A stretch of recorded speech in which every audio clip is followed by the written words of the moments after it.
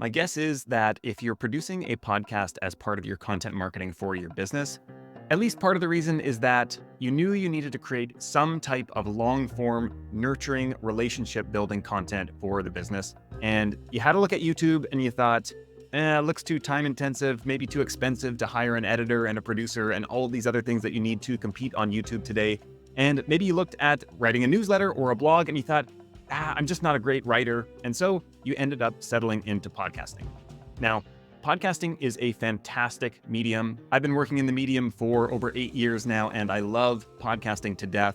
But we have to admit that there are some things that podcasting as a platform is just not the best tool to be able to solve. And so in this video, I'm going to do my best to convince you that you should be considering adding email to your content marketing tool belt. We're going to talk about some of the benefits of email that you can't get from podcasting. We're going to talk about the specific role that email plays in your larger business or creative platform. And then I'm going to walk you through my email system so that you can hopefully replicate it for yourself. So to kick things off, I want to talk about some of these specific benefits of email that you just can't get with podcasting alone. Now, the first is that anybody who has been in online marketing and specifically email marketing or the copywriting worlds for a long time knows is that the money is in the list. And so essentially, podcasting is a fantastic platform for building relationships, for nurturing your existing audience. But when it comes to sales, there is nothing that beats email. And there's a lot of reasons for this, but one of the biggest ones is something known as platform psychology, where essentially people are trained, all of us are trained to interact with different platforms in specific ways. And so we have specific expectations of email and what we engage with there. And we have specific expectations of podcasting and YouTube and Twitter and LinkedIn and all of the other platforms. And unfortunately for us as podcast creators, most people are not conditioned to buy from podcasts. That's not what they expect to do when they engage with the medium. Whereas when we look at email, all of us buy things through our inboxes all the time. Possibly you've actually bought something from your inbox today or this week. Almost certainly this month, there has been something that you saw and noticed in your inbox that prompted you to take some kind of purchasing action. And so we as consumers, as people, are just much more conditioned to be able to receive an email in our inbox. And actually, a lot of times we actually sign up to get notifications about when something is going on sale or to get discounts or something like that. And so we have this inbuilt expectation and behavior of email that this is somewhere where when we open an email in our inbox, we might just buy something. And so this is something that we want to be able to leverage because we all know of the friction of getting a podcast listener to take any action from a show. Oftentimes they're busy, they're doing other things. Maybe even if we do have the links in the show notes, people don't find their way through and click through on them. Whereas in an email, people can quickly click through to a sales page and take an action. And they're more likely in a position to be able to do that. So email leads to more sales is one of the big benefits of having a regular email marketing practice of some kind. Now, that's not to say that podcasting does not lead to sales. We're going to talk more about that later on in this video, but email kind of gets people across the finish line. And so podcasting can set them up. Email is going to get the ball across the goal line to some extent. The second point here is that there is much less friction to get somebody into your ecosystem through email. And so getting somebody to commit to a 45 or 60-minute podcast, as is the case a lot of times, as their first kind of step, maybe beyond social media, or maybe even if they just discovered you, that is a tall order. Whereas on the other hand, getting somebody to sign up to a newsletter or to a lead magnet of some kind is a much smaller ask. And so a lot of times somebody will come across a lead magnet or a newsletter and they'll say, hey, I don't have time to engage with this right now, but I am interested in what the promise is on this lead magnet. And so I'm going to sign up now so that I can get this sometime later this week. And it's actually doing me a favor. It's going to show up in my inbox so I don't forget about it. And I'm going to engage with it then. This is not something that is natively baked into the podcast medium, where a lot of time somebody has to get over that hump of clicking play on their first episode.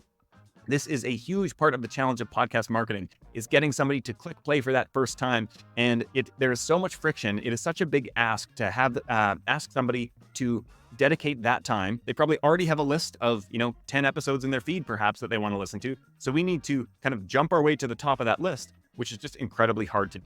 And so what is much more likely is that we can get somebody onto our email list with a much smaller ask. and then over time, whittle away at them and keep presenting them through our newsletter, through our other email marketing, through our welcome sequence, perhaps with a number of episodes. And then eventually, we kind of stay top of mind. We keep pitching them on all these different episode ideas. And finally, something's going to break through. And once they click play for that first time, they're much more likely to continue to explore the back catalog and become a regular listener. Now, the third point here, the third benefit of email is that it's a much better two-way communication channel. And so this is something where, again, like sales, email newsletters and podcasting actually work really well together. I've been sending my newsletter for something like 3 years at this point. I've published hundreds of issues, and I would always get a little bit of engagement and email responses. But what I found was that once I launched my most recent podcast, Podcast Marketing Trends Explained, I started getting 2 to 3 times the number of email responses once the podcast had launched. And so at first I thought, oh, this is interesting, like the email response rate is going up. And then once I started looking at the email responses, I realized that they weren't actually related to the email that was in their inbox. It was actually related to the podcast episode from the week before. And now they just received a prompt a few days later in their inbox that had reminded them, oh yeah, I meant to tell Jeremy about that thing. And now they had an opportunity to hit reply and do so. And so this is another example of, again, email and podcasting working well together and making each one perform better. And so through the newsletter, I can point people to the podcast and remind them about it. And then after they listen to the podcast, they see my name in their inbox and they can hit reply, and we further the conversation that way, which all know is something that is incredibly hard to do.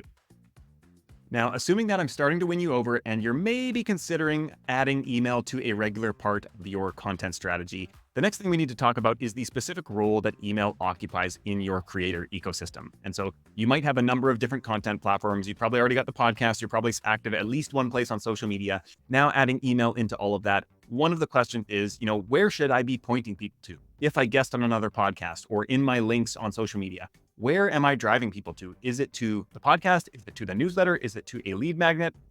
We're going to talk a little bit more in depth about all of this when I break down my email system.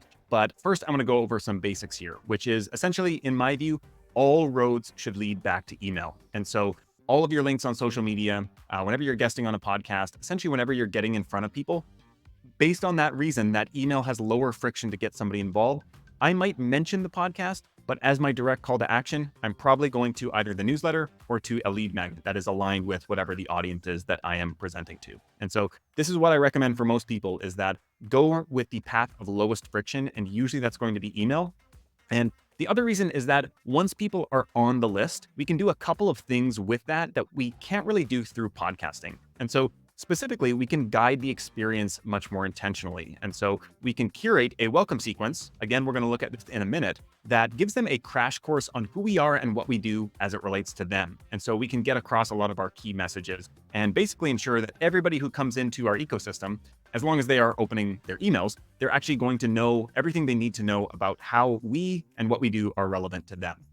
And then after that, we can distribute them to the most relevant next steps, which in our cases is most likely going to be a curated selection of podcast episodes. And so what we can do here, when we know that somebody comes onto our list, there's a couple of sneaky things we can do in terms of segmentation. And so we can ask them some questions, maybe through an onboarding survey or something like that. It could be built into the actual email sign-up form as well, where it says, which of these are you most interested in, or which of these best describes you? And we can actually get some information about them that will then help us send them a curated list of episodes that are the most likely to be valuable episodes for them. And so it's highly, highly unlikely that the most recent episode that we published is actually the best first experience for almost any one of our audience members or potential audience members. And so we can actually make it much more likely that each one of our listeners has a positive first impression and a highly relevant first impression of the show when we know a little bit about them and we deliver them a curated list of episodes based on what we know that they're interested in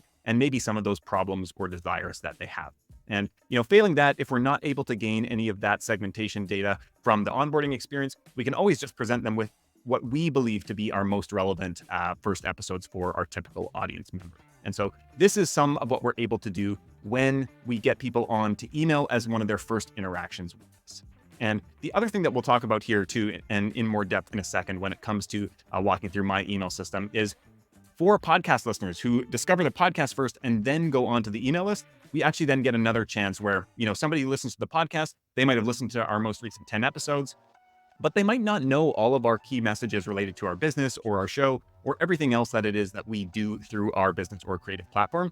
And so we can then get them up to speed by going through our email welcome sequence. Speaking of which, let's get into the larger kind of breakdown of how this system works. All right, so before we walk through my specific system, I want to walk through a kind of conceptual high-level visualization of how I would recommend constructing your email system as it relates to your larger creative platform. And so at the top, the entry point for probably most people is going to be your lead magnet. And I say most people, probably a lot of people will discover you elsewhere on a discovery platform like social media, or maybe guesting on podcasts or collaborations or something like that. But for a lot of people, the next kind of most important step is going to be getting onto your lead magnet. And this is something where there is going to be hopefully a high level of desirability, a kind of meaningful promise that you make to them through that lead magnet. And also it's low enough friction that they're likely to do it even if they've just come across you here. And so the lead magnet, the goal here is to attract someone to your ecosystem in the first place and get them to turn over their email and to sign up to go deeper with you. And so once they've done that, the next step here is going to be your welcome sequence. And so what we can do with a well-crafted welcome sequence is we can automate trust, and we can also automate the key message delivery. And so there are a number of things that before somebody signs up to work with you, they need to know how you can help them, how you fit into their world, who your ideal client is, how your offer works, all of these different types of things that a potential customer, potential client needs to know. And we can actually automate a lot of that, and as well as our kind of positioning in the market compared to competitors and other alternative options. We can do that through a well-structured welcome sequence. And so what we can do when we approach this intentionally is we can a lot of times just take some of our best performing emails, or we can also write new ones fresh as well. We can plug those into our welcome sequence and make sure that everybody who comes in through the door knows what they need to know in order to start the consideration phase of the buying process. And this is something that's really hard to do if somebody comes into the podcast or some kind of random content through our website or elsewhere in our creator ecosystem. And so email is a very unique medium in that it allows us to automate this and ensure that everybody gets that same experience coming in the door and knows what they need to know. The next thing is that we can automate also our offer awareness. So we can ensure that we have a couple of mentions, if not outright pitches, for one of our or more of our various offers in that welcome sequence, which is something that we do want to do. And one of the reasons for that is we want to train people that if you're going to be on this list, from time to time, we are going to make offers. We are a business. We are doing this, creating this free content in order to serve the business and stay afloat. And that actually, when people sign up to work with us, that allows us to, create more free content. And so this is the flywheel that we need to get going. But a lot of times people get themselves into trouble when they never make any offers to anybody who comes onto their email list or engages with them anywhere else in their content ecosystem. And then people get annoyed when they finally do make an offer to a paid product. And so what we want to do right up front is show people that, hey, we are a business. We are going to be making offers. If you don't want to be on this email list, that's fine. You're going to get a lot of value here. But also, from time to time, we are going to pitch you on something that we think is relevant to you. Then we can also introduce them to next steps. And so this is where we might point them to our YouTube channel or to our podcast or to our various social media feeds, or to maybe we have other free resources and lead magnet. And so anything that we think is going to be relevant to them, this can be a kind of like simple automation where everybody gets the same recommendations in the welcome sequence, or we can get fancier where we might start looking at some of that segmentation data that we might have collected in the past and be able to say, okay, this person should be pointed to this next thing, and this person should be pointed to this other thing. And this person, based on what I know about them, they're probably ready to buy already and they're a perfect fit client. And so we actually want to just funnel them straight to maybe a call of some kind, or send a personal email where we check in with them to, start a conversation. And so this we can all automate through our welcome sequence, which is something that is, again, not easy to do on most other platforms. All right, the next step here is to point them to our ongoing newsletter of some kind. And so what we want to do here, essentially, the goal of the newsletter, and this can be a newsletter that you send every day, every week, once a month. I definitely recommend having some kind of regularity. But really what we want to do here is just build the habit of our people of opening our emails and getting value from them. And so if they open the email and they're glad that they did it, they're more likely to open the next email. And if every email that they open from us, they're just even a little bit happy that they opened it, their day is a little bit better, that is going to build that habit of looking for our emails in their inbox and opening them when they get them. These don't need to be mind-blowing emails. They just need to be, that was useful. and that's enough. And you don't need to write a 1,000-word email to do that. A lot of great email newsletters are just, a couple links that I found this week that I think are relevant to you that you'll enjoy. And so writing a consistent email newsletter can be very easy. It does not need to be a lot of writing. You don't need to be a great writer to do it. It just comes down to thinking about what is a concept that I can structure this newsletter around that I can be consistent with and that people will find useful, even if it's only a little bit. The other thing that we can do with this regular newsletter is increase podcast listener retention and engagement. And so this is something where a lot of times people may not be, if we're not like at the top, their very favorite show that is at the top of their list every single week or however often we release our episodes, they may need regular reminders, and we're still needing to kind of win them over each and every time. And so we can certainly do this when our episodes show up in the feed through our titling. They see that title and they're like, this looks really relevant to me. They're much more likely to click through and click play on that episode. We can do it through social media, but not all of our audience is going to be on the same social media platform that we might be active on, or maybe we don't even want to be on social media at all. And so in that case, email is a good kind of option to be able to get more exposure to our episodes and give people reminders who may not be kind of every episode listener, which is going to be actually the majority of our larger audience. They're going to be selective listeners. And so we need to kind of win them over and pitch them on each and every episode. And so the newsletter is a great way to do that. And then we can also choose to structure the newsletter to nurture the audience in a different way than the podcast does. And so this is something that, I think a lot about this idea of jobs to be done, how we want to structure our shows around doing a specific job for our listeners. And so they're essentially, quote unquote, hiring the podcast to do something for them. And what we can do with the newsletter is provide something that does a different job for them. And so perhaps we teach really actionable concepts through the podcast, and maybe we give more inspiration through the newsletter. And so it's coming at it from this different angle where both are actually helpful and both are further serving the listener in a different way. Some of those people are going to engage with both of those platforms. Some are just going to engage with either one of them. And that's fine. As long as we are giving value and we're doing some job for any of those audience members, it's going to be useful for our business. The next step after the newsletter is to think about other content platforms. And so for our case, we're going to talk specifically about podcasting. And so this is probably the thing you're already doing. And so typically how I would structure this, you've got lead magnet, welcome sequence, newsletter, which is regular, and then people are going to be exposed to the podcast on an ongoing basis. And so this is where we're trying to get people to next. And really the benefit of the podcast here is that it rapidly allows us to increase the amount of time listeners spend with us. And so you think about a typical newsletter, it might be, a 1, 2, 3, 5-minute read, something like that. And so they need to read a lot of newsletters to get to the same amount of time spent with us as listening to one 60-minute podcast episode. And so this is one of the things where before somebody buys from us, they probably need to really get to know us and spend a lot of time with us. And actually time spent with our listeners individually or time that our listeners spend with us is one of the biggest indicators that somebody is going to ultimately sign up to work with us in one way or another. And so we want to do everything that we can to build up that amount of time spent. And podcasting is probably the very best platform for being able to do that. And so once we get that time, we accelerate the trust. We also accelerate the time it takes to build affinity with us. And so all of this leads to a higher conversion rate. And I've seen a lot of data, kind of all anecdotal. There's no kind of centralized way to track this, but from a ton of people that I've talked to who have this kind of system set up, they frequently tell me that their podcast subscribers, the people who are on both the newsletter and the podcast, convert anywhere from 2 to 8 times higher than the people who are just on the newsletter. And so a lot of times people will have like a 1 to 2% conversion rate on email newsletters to a offer that they're making. And I've heard people say a lot of times it's anywhere from like 4 to 8% for their podcast listings. And so this is a huge increase in conversion rate. And so this kind of drills down the fact that, we want to get people onto the newsletter so that we can actually kind of get them across the line with the sale and give them that sales prompt in a medium and a format where they're more likely to click through the link and buy. But also, we also want to get them on the podcast where they're more likely to build up that affinity and that trust and get that time spent with us. And then finally, as we mentioned, this is where from the podcast and the newsletter, these two things kind of come together, where then once they've been getting our newsletter, once they've been listening to the podcast, then they're going to be primed to take us up on our offer. So let's talk a little bit about my system for doing this here. And so if we zoom in on my system here, we talked before about how all roads lead back to email. And so for me, this is the place that I'm trying to get everybody to.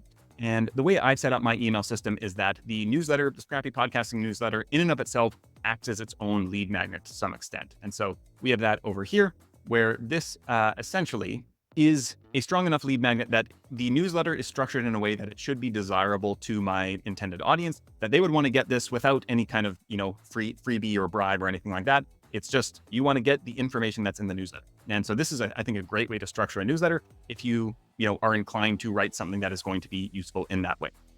Now, I also have a number of other different lead magnets. And so we've got my self-serve ears audit. We've got a free course, The Blueprint for Podcast Growth. We've got another free course, The Roadmap to 5-Figure Sponsors. And then I've got several others as well. And so all of these are a different door that leads back into my email ecosystem. And, some people are going to sign up just at the Scrappy Podcasting newsletter. Other people will take the audit. Other people will go through all of these. And these are actually things that a lot of times, once people get into my welcome sequence, or I'll run ads for these in my ongoing newsletters, where it's like, I want people to get as much value from me as possible. And if I have these free resources, those better serve the people who are already on my list. And they give more opportunities to people who might be interested in different things to give them an opportunity to get on the list as well for the first time. And so, some people are going to be more interested in sponsorships. That's their big focus right now. And so this is a better lead magnet for them. Other people are going to be focused on growth right now. And so that's the thing. Other people like the idea of this ears audit, where they're able to go through a self-assessment and get a kind of personalized assessment of, where their marketing strategy right now is weak, where it's strong, what some of the gaps are, and how they can close them. And then some people just want the ongoing kind of daily drip of inspiration and ideas around how to market their show better. And then we've got several others here that are scattered around my online ecosystem. So I've got all of these lead magnets. They all lead back to the email list. And then from the email list, the next step is to go to my other content platforms. And so we've got email, we've got podcasting, we've got YouTube. I really think of these as all kind of being part of the same level of my content ecosystem, where it's like, yeah, I'm going to nurture you in one way through email, through another way through YouTube, and another way through the podcast. Each of those do very different things. And so we've got Scrappy Podcasting newsletter through email. We've got podcast marketing trends explained through the podcast. And then we've got the podcast roasts on YouTube. And then occasional videos, kind of behind the scenes stuff like this video that you're watching right now, which also feels, like it belongs on YouTube because I'm doing screen sharing and showing visuals and all of that kind of stuff. And so all of these, appeal to different people, but they also do different things. And so there are different types of ways of exploring the ideas that I talk about. And so on email, this is where I tend to explore ideas for myself. And also that's the first draft that gets put out into the world. And so I kind of get my head around what these things are. And, a lot of times it comes from something that I'm noticing in doing client audits, where I'll go through a number of audits and the same thing will keep coming up. And I'll notice like, I never really noticed this before, but this is really problematic, or this is really helpful for the show. And it's like, okay, I got to figure out what is the core kind of framework here that we can distill this down into that's going to be helpful for other people. That goes on the newsletter. And then on the YouTube channel, specifically on the roasts, that's where I get to pull those things out and show how those things show up in context. And so we can say, oh, see, this show is actually doing this thing that you might have read about this in the newsletter. And so this is this concept here. And we can talk about that in an actual, real life, tangible example. And then on the podcast, at least the one I have right now, is more about exploring the, data-driven side of podcasting, looking at the podcast marketing trends, looking at, what we can take away from high growth shows and big shows and apply to our own show. So that's a very specific premise to that show. And so that's a different way of exploring some of the same concepts that show up everywhere else. And so from here, people can kind of go around the circle. They can engage with all of these or none of these. Essentially, these all, as well as email pointing to these things all point back to email as well. So this forms this loop where essentially I want people to be engaging with everything of mine. If I had my way, everybody who read the newsletter would also listen to every episode of the podcast, would also watch every video on the YouTube channel. I know this is not what's ever going to happen, but that is my ideal world. And so I want to make sure that everybody is aware that all these things exist and they understand that they each offer a different thing, that by watching YouTube, you're not getting the same experience of what is happening in the newsletter, and you're not getting the same experience of what is happening on the podcast. And so each of these kind of serves the kind of greater whole, actually. And then finally, we've got the offers. And so for me, my main offers are one-on-one audits and then follow-up coaching on an ongoing basis. Then we've got the PMA membership, and then we've got kind of standalone workshops and things like that. And so these offers, essentially, I make all of my pitches to my offers from email. I don't even really worry about promoting my offers through YouTube or podcasting. Potentially there's some opportunity there, but I just know that for myself, email is the core, the center of my overall kind of marketing system, my content marketing. like I said, all roads lead back to email and all roads lead from email, where it's like from email, I distribute people everywhere else. And that's not to say people don't discover the YouTube channel or the podcast on their own, just in those platforms. But I try to get everybody back to email where I can then point them in a much more structured and kind of lower friction way to my offer. And so this is the system that I've set up. And this is typically how I would recommend any creator, any business owner structure their content marketing. Email at the center as kind of the central hub where you can move people more easily through clickable links, things like that. They're in a platform where they're likely to go somewhere else.